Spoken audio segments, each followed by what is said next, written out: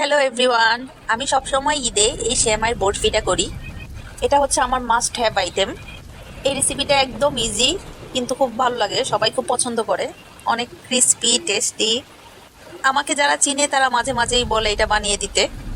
অন্য সময়ও বানাই, কিন্তু ঈদের টাইমে আমার এটা লাগবেই লাগবে, আমার ফ্যামিলিরও। এই ডেজার্টটা আমি প্রথম খেয়েছিলাম অনেক আগে, প্রথম যখন ভার্সিটিতে ভর্তি হয়েছিলাম তখন একটা ফ্রেন্ড বানিয়ে আনছিল আরেকটা ফ্রেন্ডের বার্থডেতে, গোল গোল শেপ দিয়ে। অনেক তখন আমার কাছে অনেক ভালো লেগেছে, কিন্তু আমি রেসিপিটা তখন পাইনি।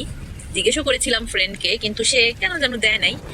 বলছে তুমি পারবা না। তখন তো আমি এই রান্নাবান্নার থেকে কয়েকশো মাইল দূরে ছিলাম, তো আসলেই হয়তো পারতাম না। তারপরে 7-8 বছর আগে মেবি এটা খুব ট্রেন্ড হয়ে গেছিল সেমাইয়ের বরফিটা, সবাই খুবই ভাইরাল রেসিপি ছিল, সবাই বানাইতো। তখন বিভিন্ন ভিডিও দেখে শিখে গেছিলাম।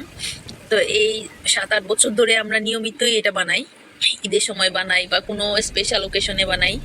এখানে যে ঘিটা দিচ্ছি এটা আমার আম্মু বানিয়ে পাঠিয়েছে। আম্মুর বানানো ঘির স্মেল আর টেস্ট আমার অনেক পছন্দ। এই রেসিপিটা আসলে খুবই ইজি। শুধু একদম লো ফ্লেমে অনেক সময় দিয়ে এটাকে ভাজতে হয়। এই ইয়েটাকে, সেমাইটাকে অনেক সময় নিয়ে তারপরে ভাজতে হয়। বারবার নাড়াচাড়া করতে হয় যাতে সেমাইটা পুড়ে না যায়।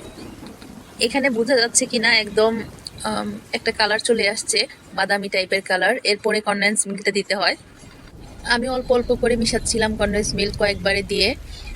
এখানে 2 প্যাকেট সেমাইয়ের জন্য পুরাটা কনডেন্স মিল্ক লাগে নাই, একটু বেঁচে গেছিল।